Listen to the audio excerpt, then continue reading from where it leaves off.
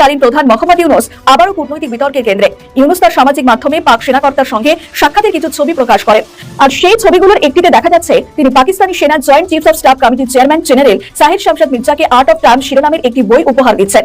দর্শক, একটি দেশ চলার ক্ষেত্রে সচিবালয়ের আমলাদের ভূমিকা সব থেকে গুরুত্বপূর্ণ ভূমিকা। আমলারা ভূমিকা রাখেন বলেই একটা দেশ তার দেশের সমস্ত কর্মকাণ্ড ঠিকভাবে পরিচালিত হয়। বিসিএস পরীক্ষার পর থেকে যে অফিসারটা নিয়োগ হন এবং জয়েন করেন, তারপর থেকে বহু ধাপ পেরিয়ে তিনি একটা সময় সিনিয়র সচিব হিসেবে বাংলাদেশ সরকারের হয়ে কাজ করেন। এই যে একজন রাজনৈতিক নেতার প্রধান চরিত্রের মধ্যে একটা জিনিস থাকা হচ্ছে, সেটা হচ্ছে তিনি যা বলেন তা করেন কিনা, নাকি জনগণের খুশির জন্য একটা কথা বলেন, খেপানোর জন্য একটা কথা বলেন, পরবর্তী সময় আবার দেখা গেছে যে পোতাই যান, তিনি যা বলেন সেই কথাই থাকেন না। আর এই যে চীন থেকে 20টা যুদ্ধ বিমান কেনার সিদ্ধান্ত নিয়ে নিল একটি অন্তর্বর্তীকালীন সরকার, যার ফলে অন্তর্বর্তীকালীন সরকারের 15,000 কোটি টাকার বেশি খরচ হবে, তা নিয়ে কিন্তু দেশের ভেতরেও সমালোচনা হয়েছে যে এত বড় একটা ক্রয় আদেশ কেন অন্তর্বর্তীকালীন সরকারকে দিতে হচ্ছে। আসসালামু আলাইকুম দর্শক, নতুন একটা নিউজে সবাইকে স্বাগতম। প্রিয় দর্শক, ভিডিওর শুরুতেই অনেকগুলো ভিডিওর অংশ বিশেষ আপনারা ইতিমধ্যে দেখেছেন। দেখেই বুঝতে পারছেন আজকের ভিডিওটি কতটুকু গুরুত্বপূর্ণ এবং আকর্ষণীয় হতে চলেছে। চলুন কথা না বাড়িয়ে একটা লাইক দিয়ে সম্পূর্ণ ভিডিও দেখে আসি। তার আগে বলবো, যারা এখনও চ্যানেলটি সাবস্ক্রাইব করেননি তারা সাবস্ক্রাইব করে দিবেন, আর যারা সাবস্ক্রাইব করেছেন তাদেরকে ধন্যবাদ। পাকিস্তানি সেনা জয়েন্ট চিফস অফ স্টাফ কমিটির চেয়ারম্যান জেনারেল সাহির শামশাদ মির্জাকে আর্ট অফ ট্রায়াম্ফ শিরোনামের একটি বই উপহার দিচ্ছেন। বইটির প্রচ্ছদে ভারতের উত্তর পূর্বাঞ্চলীয় 7টি রাজ্যকে বাংলাদেশের অংশ হিসেবে দেখানো হয়েছে। বইটির প্রচ্ছদে একটি নকশা রয়েছে, যার সঙ্গে বাংলাদেশের মানচিত্রের অনেকটাই মিল রয়েছে। নকশাটিকে বাংলাদেশের মানচিত্র বলে ধরে নিলে তাতে দেখা যাচ্ছে উত্তর পূর্ব ভারতের অনেকটা অংশকে বাংলাদেশের ভিতরে টেনে দেখানো হচ্ছে। প্রধান উপদেষ্টার প্রেস উইং থেকে সমাজ মাধ্যমে জানানো হয়েছে, বাংলাদেশের পতাকায় ভারতীয় উত্তর পূর্ব অঞ্চলকে সেখানে জুড়ে দেওয়ার দাবি অসত্য। এটা গণ অভ্যুত্থানের উপর রচিত একটি সচিত্র দলিল। এর মধ্যে সংকলিত হয়েছে ছাত্র জনতার আত্মত্যাগে অর্জিত বিপ্লবের ঐতিহাসিক চিত্র। সংকলনটি প্রকাশ করেছে জুলাই স্মৃতি ফাউন্ডেশন। গ্রাফিতি সংকলন প্রচ্ছদে জুলাই গণ অভ্যুত্থানের শহীদ আবু সাইদের পিছনে রক্তরাঙা বাংলাদেশের মানচিত্র প্রদর্শিত হয়েছে। দর্শক, একটি দেশ চলার ক্ষেত্রে সচিবালয়ের আমলাদের ভূমিকা সব থেকে গুরুত্বপূর্ণ ভূমিকা। আমলারা ভূমিকা রাখেন বলেই একটা দেশ তার দেশের সমস্ত কর্মকাণ্ড ঠিকভাবে পরিচালিত হয়।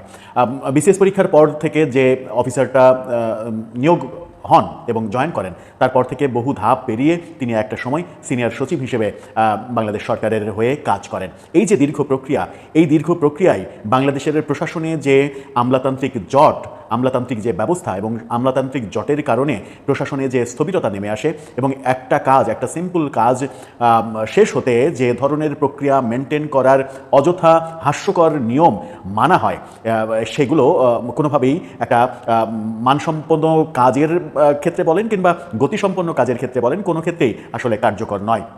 বাংলাদেশের এই যে আমলাতান্ত্রিক জটিলতা, সেটা পৃথিবীর আর কোন কোন দেশে রয়েছে সেটা একটু গবেষণা করে দেখা উচিত। বাংলাদেশে সচিবালয়ে মন্ত্রণালয়ে যে প্রসেসে কাজ হয় সেই প্রসেসটা একেবারেই হাস্যকর এবং সেই হাস্যকর প্রসেসটাই গত 54 বছর ধরে চলে আসছে। এর কোনো ধরনের ব্যত্যয় আমরা হতে দেখিনি।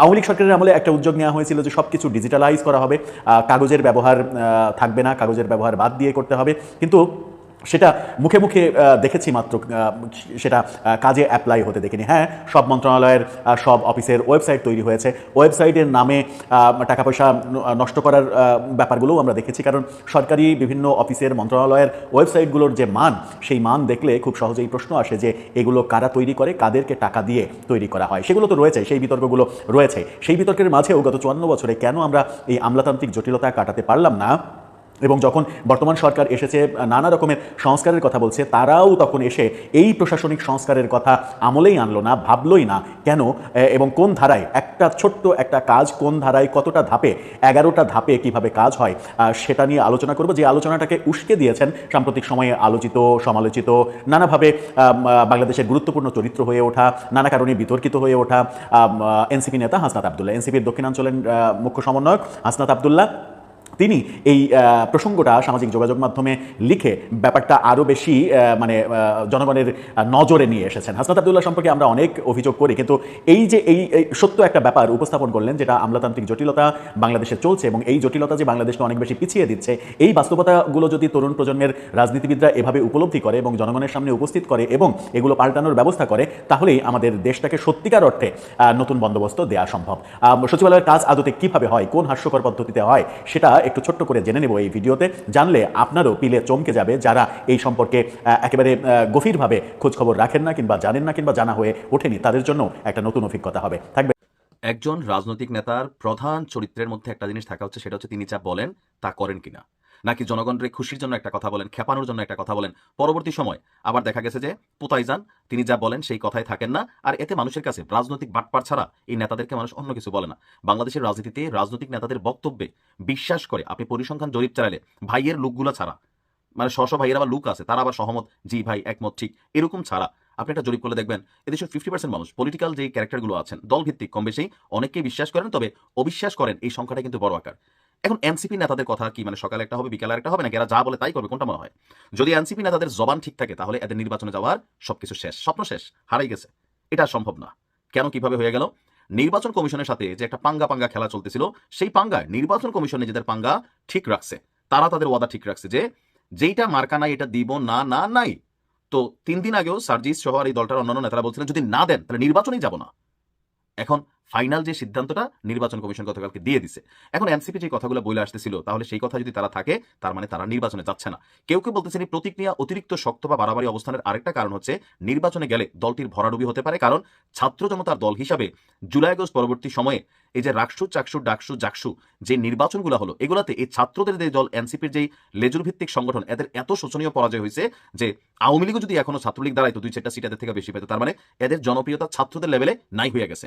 নেতাদের মিডিয়া কাভারেজ করতেছে, ফোকাস করতেছে, পাচ্ছে। তবে হাসনাত আব্দুল্লাহ, আমি তার আলাদা একটা পছন্দ করি, ছেলেটার ভাই আছে কুমিল্লার পোলা, ব্লুটুথ বয়।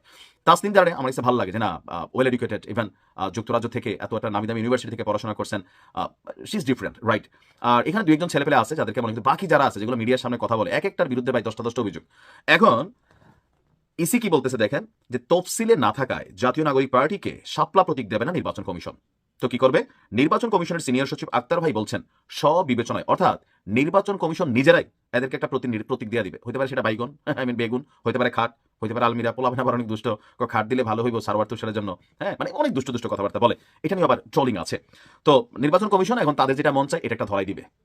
তো গতকালকে ভোট কেন্দ্রের চূড়ান্ত তালিকা প্রকাশের সময় তিনি বলছেন যে বিধিমালায় শাপলা না থাকায় এনসিপিকে শাপলা দেওয়ার সুযোগ নাই। নির্বাচন কমিশন নিজের একটা প্রতীক দিয়ে গণবিজ্ঞপ্তি জারি করবে। শাপলার প্রশ্নে এখনো নির্বাচন কমিশন তাদের আগের অবস্থানে আছেন। কমিশন এর মধ্যে অবস্থান জানিয়ে দিয়েছে, এখন পর্যন্ত এ বিষয়ে কোনো বিকল্প প্রস্তাব কমিশনের কাছে আসেনি। তো কমিশন আগের অবস্থায় আছে। এদিকে শাপলা না পেলে প্রতীক ইস্যুতে রাস্তায় নামবে আপনার এই এনসিপি। সার্জিস আলম বলছেন যে এটা আমরা বিভিন্ন আইন প্রণেতা, আইনজ্ঞ, আইন বিশেষজ্ঞদের সাথে কথা বলছি, তারা বলছে কোনো আইনগত বাধা নেই, কিন্তু নির্বাচন কমিশন দিচ্ছে না। যদি এতটুকু স্বাধীনতা না থাকে তাহলে নির্বাচনে তাদের উপর আস্থা রাখতে পারবো না। এখন এনসিপির আস্থা অনাস্থায় কিছু যায় আসে? প্রকৃতপক্ষে কিছু যায় আসে না। এনসিপির অভিযোগ নির্বাচন কমিশন বিএনপি পন্থী, কিছুটা জামাতপন্থী, তাদেরকে সাপোর্ট দিচ্ছে না। তো এনসিপি এটা নিয়ে নাকি সারা বাংলাদেশের মানুষকে রাস্তায় নামাবে, আবার নির্বাচন কমিশন ঘেরাও হতে পারে। বাট নির্বাচন কমিশনার বলতেছে এগুলো পাত্তা দিনা, কোনো হুমকি দামকি বেশি দিলে পদত্যাগ করে ফেলবো, কিন্তু তিনি আবার আরেকটা অবস্থানে আছেন। তাহলে প্রশ্ন হচ্ছে, ভিডিওর প্রথমে যেটা বলছি, এনসিপি যেমন বলছে শাপলা না দিলে নির্বাচনে যাবে না, নাই, আসলে কি যাবে না যাবে? যদি সত্যি এদের কথার জবান থাকে তাহলে নির্বাচনে যাচ্ছে না। এই যে চীন থেকে 20টা যুদ্ধ বিমান কেনার সিদ্ধান্ত নিয়ে নিল একটি অন্তর্বর্তীকালীন সরকার, যার ফলে অন্তর্বর্তীকালীন সরকারের 15,000 কোটি টাকার বেশি খরচ হবে, তা নিয়ে কিন্তু দেশের ভেতরেও সমালোচনা হয়েছে যে এত বড় একটা ক্রয় আদেশ কেন অন্তর্বর্তীকালীন সরকারকে দিতে হচ্ছে। কিন্তু আসলে অন্তর্বর্তীকালীন সরকার থাকতে চায় কিনা, তারা কি আসলে ফেব্রুয়ারিতে নির্বাচন করে ক্ষমতা হস্তান্তর করতে চায়, নাকি তারা একটা দীর্ঘমেয়াদী কূটনৈতিক কৌশল খেলে চীন, যুক্তরাষ্ট্র, পাকিস্তান এমন নানা দেশের সঙ্গে তাদের সম্পর্কের নানা সমীকরণ তৈরি করে তাদের অবস্থানটা পাকাপোক্ত করতে চায়? এই প্রশ্ন উঠেছে চীনের এই যুদ্ধ বিমানের পররাষ্ট্রনীতি, সামরিক কৌশল কিংবা কূটনীতি নিয়ে এখনো কিছুতেই স্বস্তি বোধ করছে না। এবং বাংলাদেশে তারা যত বড়ভাবে তাদের প্রভাব প্রতিপত্তি তৈরি করতে চাইছিল, সেক্ষেত্রে বাংলাদেশের ইউনূস সরকারেরও এবং 2024 পরবর্তীতে সক্রিয় রাজনৈতিক দল, সামরিক কর্তৃপক্ষেরও চীন ঘেঁষা নীতি মার্কিন যুক্তরাষ্ট্রকে যে অস্বস্তিতে রেখেছে, এবং সেই চীন ঘেঁষা নীতি থেকে বাংলাদেশকে সরিয়ে আনাই যে এখন মার্কিন যুক্তরাষ্ট্রের প্রধানতম লক্ষ্য হয়ে উঠবে, সেটা খুব স্পষ্ট হয়েছে সম্প্রতি মার্কিন যুক্তরাষ্ট্রের সেনেটের পররাষ্ট্র বিষয়ক কমিটির এক শুনানিতে। মার্কিন যুক্তরাষ্ট্রের রাষ্ট্রদূত হিসেবে 2024 সালের এপ্রিলে পিটার হাস বাংলাদেশ থেকে চলে যাওয়ার পর, মানে তার দায়িত্ব শেষ করে চলে যাওয়ার পর এখন পর্যন্ত বাংলাদেশে মার্কিন যুক্তরাষ্ট্র আর কোনো রাষ্ট্রদূত নিয়োগ করেনি। সেপ্টেম্বরের শুরুতে প্রেসিডেন্ট ডোনাল্ড ট্রাম্প আগামী রাষ্ট্রদূত হিসেবে, পরবর্তী রাষ্ট্রদূত হিসেবে ব্রেন্ট ক্রিস্টেনসেনের নাম ঘোষণা করেছেন। নিয়মটা হচ্ছে এমন যে যার নাম ঘোষিত হবে কোনো দেশের রাষ্ট্রদূত হয়ে যাওয়ার জন্য, সেই ব্যক্তিকে মার্কিন সেনেটের পররাষ্ট্র বিষয়ক কমিটিতে এক শুনানিতে অংশ নিতে হবে এবং তার আগে তিনি তার পরিকল্পনাও বর্ণনা করবেন। ব্রেন্ট ক্রিস্টেনসেন বাংলাদেশে এসে কি করতে চান সেসব বিষয়ে তো বক্তব্য রেখেছেনই, তাতেও এক রকমের স্পষ্ট হয়েছে। সেই সেনেটের অধিবেশনটি কিন্তু ওয়েবসাইটে সরাসরি সম্প্রচারিত হয়েছে, সকলেই দেখতে পারেন। এবং ব্রেন্ট ক্রিস্টেনসেন তার বক্তব্যে যেমন এটা স্পষ্ট করেছেন যে মার্কিন যুক্তরাষ্ট্র এখন আর তার কূটনীতির অংশ হিসেবে বাংলাদেশের শুধুমাত্র সরকারের সঙ্গে সম্পর্ক রাখাকে যথেষ্ট মনে করছে না। তারা সরাসরি স্পষ্টত প্রকাশ্যে বলছে যে এই বঙ্গোপসাগর অঞ্চলে, তারা যেটাকে ইন্দো প্যাসিফিক অঞ্চল হিসেবে অভিহিত করে, এই ইন্দো প্রশান্ত মহাসাগরীয় অঞ্চলটিতে বাংলাদেশ অত্যন্ত গুরুত্বপূর্ণ একটি স্থানে আছে।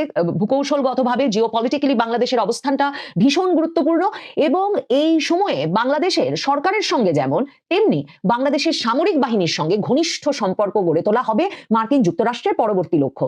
চীনের সঙ্গে সম্পর্ক নিয়ে মানে ভারতের যে অস্বস্তি আছে সেটা আমরা শেখ হাসিনার আমলে থেকেই বারবার শুনছিলাম। ভারতীয় সংবাদ মাধ্যম সেই 2016 সালে যখন শেখ হাসিনা ভারত থেকে দুটো সাবমেরিন কিনলেন, তারপর থেকেই ভারতের সংবাদ মাধ্যম এ নিয়ে যে বাংলাদেশের সঙ্গে ভারতের যে একটা একেবারে নিরবচ্ছিন্ন এবং নিঃশর্ত ভালো সম্পর্ক ছিল, শেখ হাসিনা তাকে একরকম চ্যালেঞ্জ ছুড়েই যেন চীন থেকে দুটো সাবমেরিন কিনেছেন এবং তারপর ভারতকে আরো অবাক করে দিয়ে, রুষ্ট করে দিয়ে, ক্ষুব্ধ করে দিয়ে শেখ হাসিনা কক্সবাজারের পেকুয়ায় একটা সাবমেরিন ঘাঁটি তৈরি করেন, যেই সাবমেরিন ঘাঁটিতে 6টা ডুবোজাহাজ আর 8টা যুদ্ধজাহাজ রাখা যাবে এবং সেখানেই চীন থেকে কেনা সাবমেরিন গুলো রাখা হবে, এমনটা ঠিক করা হয়। ভারতের সঙ্গে শেখ হাসিনার সম্পর্কটা এরপর কখনোই আর একেবারে নিরবচ্ছিন্ন এবং নিঃশর্ত মধুর হয়ে উঠতে পারেনি। সর্বশেষ 2024-এর জুলাইয়ে শেখ হাসিনা পরপর দুটো সফর করলেন। মনে করে দেখেন, ভারত এবং চীন।